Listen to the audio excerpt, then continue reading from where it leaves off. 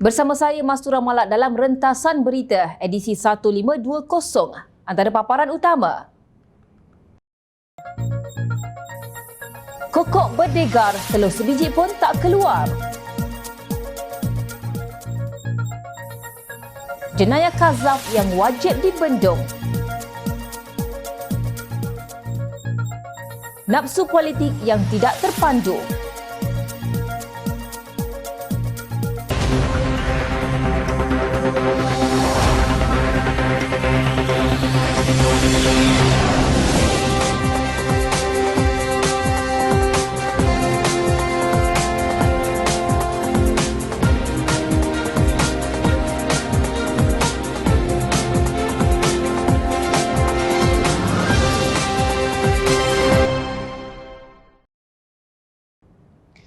Assalamualaikum dan salam sejahtera.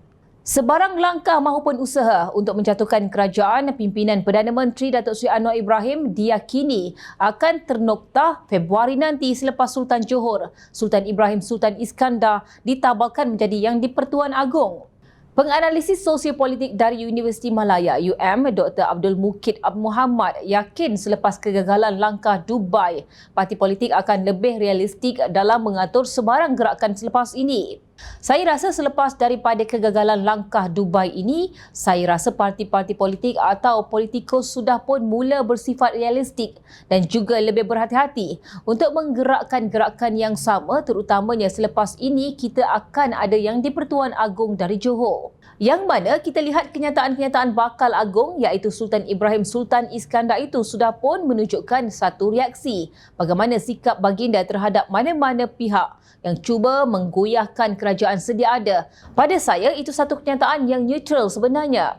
Bukanlah bermaksud Seri Paduka mahu mencampuri urusan politik dan sebagainya, tetapi kenyataan itu kenyataan bersifat harapan dan juga sedikit sebanyak akan memberi kesan kepada Perikatan Nasional PN sebab apabila kenyataan dikeluarkan bakal agung pada saya, itu perlu menjadi pertimbangan yang lebih khusus daripada pembangkang.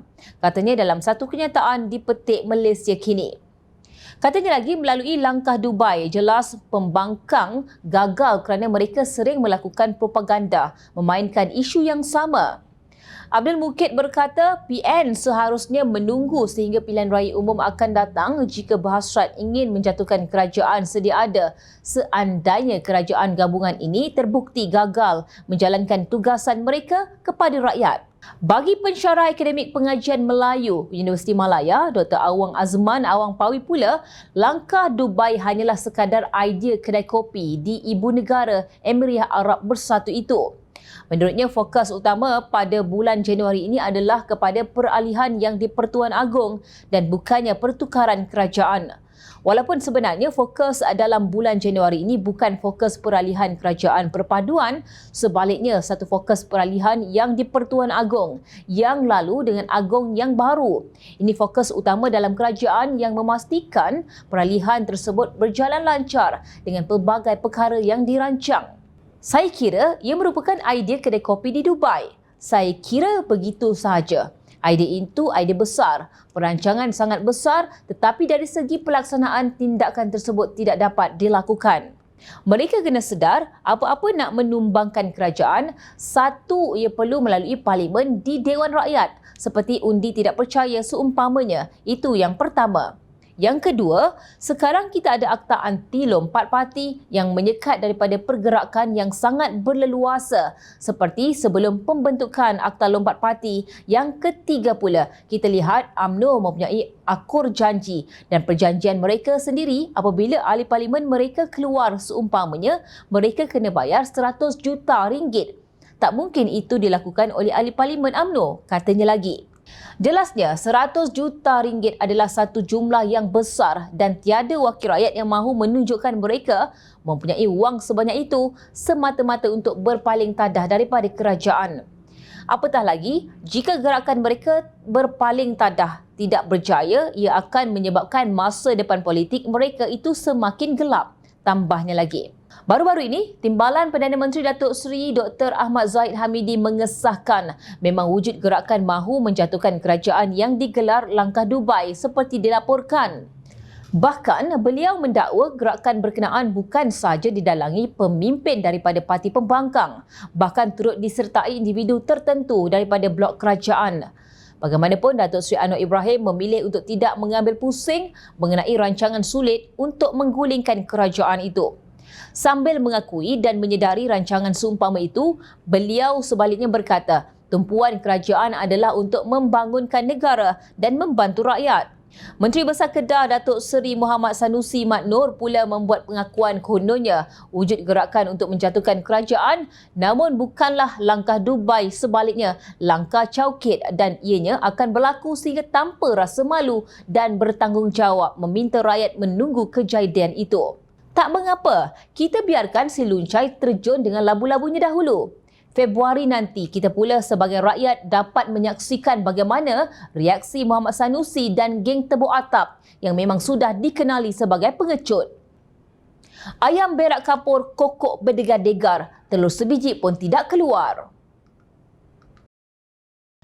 Laporan oleh Suruhanjaya Komunikasi dan Multimedia Malaysia MCMC menunjukkan bahawa terdapat 3,111 aduan mengenai kandungan yang dianggap sebagai berita palsu telah direkodkan bagi tempoh tahun 2020 hingga 31 Mei 2022. Kebanyakan penyebaran berita palsu tersebut yang berbau provokasi menggunakan platform atas talian ketika tempoh kempen pilihan raya umum ke-15 PRU15 yang lalu.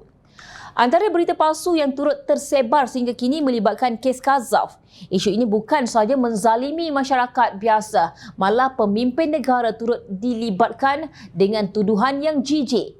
Jika anda masih ingat, September tahun lalu, dua pertubuhan bukan kerajaan NGO Islam meminta Jabatan Agama Islam Wilayah Persekutuan Jawi menyiasat tindakan Naib Presiden Bersatu Dato' Dr. Muhammad Razi Jidin dan seorang lagi yang didakwa menyebut perkataan jelik terhadap Perdana Menteri Datuk Seri Anwar Ibrahim ketika persidangan Dewan Rakyat termasuk dalam kesalahan jenayah Kazaf. Tindakan biadab dan memalukan itu dilihat tidak sewajarnya berlaku kerana kesalahan jenayah Kazaf adalah berat dan salah di sisi agama Islam. Majoriti fuqaha daripada 4 mazhab berpendapat bahawa liwat adalah sama dengan zina daripada segi hukum. Justru, secara definisi Kazaf meliputi kesalahan menuduh seseorang melakukan zina, liwat atau menafikan nasab. Namun begitu, menurut Penolong Setiausaha Negeri Persatuan Wadah Pencerdasan Umat Malaysia, Wadah, Selangor Darul Ihsan, Muhammad Fauzi Fazil berkata, dalam konteks undang-undang syariah di Malaysia, terdapat perbezaan antara negeri-negeri terkait enakmen jenayah syariah berkenaan Kazaf. Menurut beliau, perbezaan ini wujud kerana setiap negeri mempunyai bidang kuasa tersendiri berkenaan undang-undang syariah, memandangkan perkara yang berkaitan agama Islam adalah tertakluk di bawah senarai negeri menurut Perlembagaan Persekutuan. Jika dilihat secara terperinci berkenaan definisi Kazaf dalam undang-undang jenayah syariah di setiap negeri, secara jelasnya hanya 5 buah negeri saja yang memperakui kesalahan Kazaf meliputi isu liwat. Negeri Selangor adalah antara negeri yang memperuntukkan hukuman Kazaf, hanya merangkumi tuduhan zina iaitu liwat tidak termasuk. Kekurangan dalam peruntukan Undang-Undang Seksyen 36 Enakmen Jenayah Syariah Selangor 1995 menyebabkan ada pihak yang secara berani menyebarkan tuduhan Kazaf yang berkaitan dengan liwat secara berleluasa kerana wujud kelumpungan untuk mendakwa mereka di Mahkamah Syariah di negeri Selangor, katanya. Isu ini menjadi dilema terhadap tuduhan tidak berasas yang menimpa sesetengah pemimpin negara apabila Mahkamah Syariah selaku badan kehakiman terikat oleh undang-undang yang dikuatkuasakan. Mahkamah Rayuan Selangor terpaksa bersetuju dengan tafsiran Kazaf yang hanya terhad untuk pertuduhan zina sahaja berdasarkan enakmen negeri. Namun Mahkamah Rayuan Selangor membuat pengiktirafan kehakiman bahawa zaman muktahir ini semakin banyak berlakunya perbuatan menuduh orang lain melakukan perbuatan liwat. Muhammad Fauzi menambah sudah tiba masanya pemerintah dan Badan Perundangan Negeri Selangor meminda Seksyen 36 Enakmen Jenayah Syariah Selangor 1995 bagi membolehkan seseorang yang menuduh orang lain melakukan perbuatan liwat dituduh di Mahkamah Syariah. Persatuan Wadah Pencerdasan Umat Malaysia Wadah Selangor turut bersetuju dengan pandangan tersebut, malah isu ini telah diangkat di dalam Muktamar Nasional Muknas Wadah ke-17 pada 8 hingga 10 Disember 2023 lalu bertempat di The Everly Putrajaya, UKM Bangi. Usul yang diangkat supaya budaya fitnah dan kazaf dibendung dengan memperketatkan undang-undang telah dipersetujui oleh para perwakilan wadah dari seluruh negara, tegas beliau. Malah muktamar tersebut bersetuju untuk mewujudkan sebuah jawatan kuasa bagi mengkaji sebuah cadangan untuk diangkat kepada Menteri di Jabatan Perdana Menteri Hal Ehwal Agama bagi menyelaraskan undang-undang jenayah syariah berkaitan kesalahan kazaf. Wadah Selangor dalam isu ini menyokong penuh cadangan tersebut dan berharap jenayah kazaf dapat dibendung secara berkesan di negeri Selangor Darul Ihsan. Tahniah Wadah terus berjuang untuk memelihara kesucian Islam. Mengapa kerajaan lancarkan sistem pangkalan data utama padu? Selama ini, kerajaan membelanjakan sekitar 22 bilion ringgit untuk membantu rakyat miskin dan mereka yang memerlukan, khususnya di desa dan kawasan pedalaman. Namun begitu, semua kajian menunjukkan tidak semua peruntukan disampaikan kepada golongan sasar kerana wujud pelbagai ketirisan. Perdana Menteri Datuk Seri Anwar Ibrahim berkata, subsidi yang kini berjumlah hampir 80 bilion ringgit yang sepatutnya hanya dinikmati oleh orang-orang susah turut dinikmati oleh 3.5 juta warga asing dan golongan maha kaya. Mana mungkin masih wujud miskin tegar dalam negara ini sekiranya perbelanjaan berjumlah 22 bilion ringgit dan subsidi 80 bilion ringgit itu semuanya sampai kepada golongan miskin dan orang-orang susah. Saya tak sanggup untuk membiarkan ketirisan dana kerajaan ini berterusan atau membenarkan hak orang-orang susah dirampas golongan kaya dan berkemampuan. Justru, padu dilancarkan dengan tujuan menghentikan ketirisan dan kebocoran ini bagi memastikan hanya mereka yang berhak dapat menikmati subsidi serta manfaat lain menerusi penyasaran subsidi yang berkesan. Pendaftaran padu dibuka secara langsung bermula semalam 2 Januari 2024 sehingga 31 Mac 2024 bagi membolehkan orang ramai mengemas kini serta mengesahkan maklumat peribadi seperti nombor kad pengenalan, bilangan isi rumah dan alamat. Semua rakyat berumur 18 tahun ke atas perlu mendaftar dan membuat semakan data, tegas PMX dalam coretan di Facebook beliau semalam. Kelihatannya, perbincangan mengenai padu yang telah dilancarkan menarik pelbagai jenis pandangan. Ada yang sinis terhadap kemampuan sistem ini berfungsi seperti dihasratkan. Ada juga membangkitkan kerisauan mengenai keselamatan cyber. Tidak kurang juga yang teruja dengan kemampuan kerajaan menghasilkan pangkalan data yang komprehensif tanpa menggunakan khidmat pihak ketiga. Semua pandangan ini sama ada negatif, sinis maupun positif tetap sah daripada perspektif masing-masing. Sejak dilancarkan Jabatan Perangkaan Malaysia di OSM dan Unit Pemodenan Tadbiran dan Perancangan Pengurusan Malaysia mampu sentiasa mengemaskini sistem ini berdasarkan maklum balas orang awam. Semestinya setiap usaha kerajaan perlu dinilai menerusi lensa semak imbang yang murni dan ikhlas. Apatah lagi padu yang satu-satunya pangkalan data seumpamanya dalam sejarah pentadbiran kerajaan. Dalam masa hanya 2 hari selepas dilancarkan, padu menerima 350,000 pendaftaran. Jumlah ini signifikan untuk menunjukkan betapa orang ramai faham hasrat kerajaan membangunkan padu. Saudara Ahmad Syukri Cik Razak merupakan pegawai tugas-tugas khas kepada Menteri Ekonomi berkata, dengan adanya maklumat padu, semua bantuan kerajaan sama ada dalam bentuk subsidi maupun pemberian tunai akan sampai tepat kepada individu atau isi rumah yang benar-benar memerlukan tanpa terikat dengan pengelasan B40, M40 ataupun T20. Menteri Ekonomi Rafizi Ramli semasa menjelaskan perkara ini di Parlimen pada 19 September 2023 menyatakan padu akan mencegah daripada berlakunya execution error atau exclusion error. Dengan kata lain, tidak akan ada lagi individu atau isi rumah yang layak menerima bantuan tetapi tercecer akibat kelemahan maklumat. Justru wajar untuk semua pihak memberi kepercayaan dan sokongan untuk sistem ini berfungsi dengan baik bagi mencapai tujuan yang dihasratkan, katanya. Tetapi kegairahan perbincangan mengenai padu ini nampaknya tidak sampai kepada seorang pemimpin pembangkang di utara tanah air.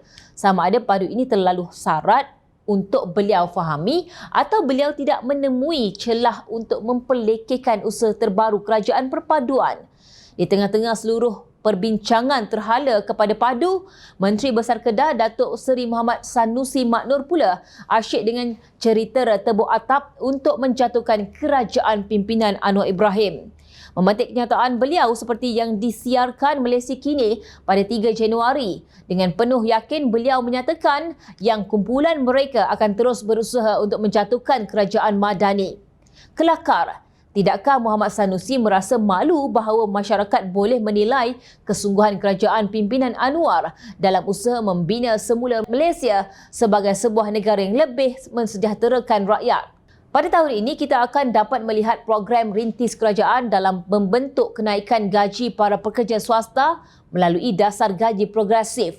Di samping itu, Perdana Menteri juga mengumumkan penyelarasan semula kadar gaji pejabat awam yang kini sedang dalam proses penelitian akhir. Dalam masa yang sama, Kerajaan Madani juga berjaya menarik sebanyak 225 bilion ringgit pelaburan yang diluluskan pada Januari sehingga September 2023. Jumlah ini meningkat 6.6% berbanding tempoh sama bagi tahun sebelumnya. Pelaburan ini juga amat penting bagi memperkukuhkan kedudukan fiskal negara yang sedang mewarisi hutang mencecah 1.5 trilion ringgit, tegas Ahmad Syukri di petik media.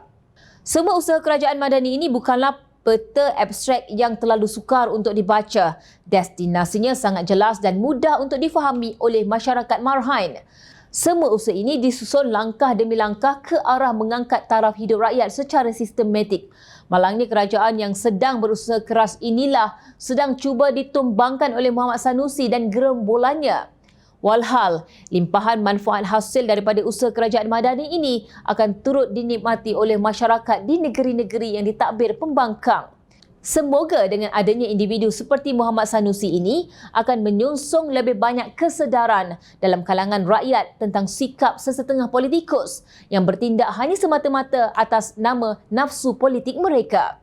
Ingat, rakyat sentiasa memerhati. Baiklah, Jom Channel ingin mengucapkan jutaan terima kasih kepada para penyokong Jom Channel dan kepada yang berminat untuk memberikan sumbangan bagi membolehkan kami meneruskan perjuangan menyampaikan berita yang benar. Sumbangan boleh dibuat melalui akaun bank yang tertera. Suara rakyat kami sampaikan demi negara tercinta. Teruskan bersama kami di Jom Channel untuk mendapatkan berita politik tanah air. Saya Mas Romala, Assalamualaikum dan jumpa lagi.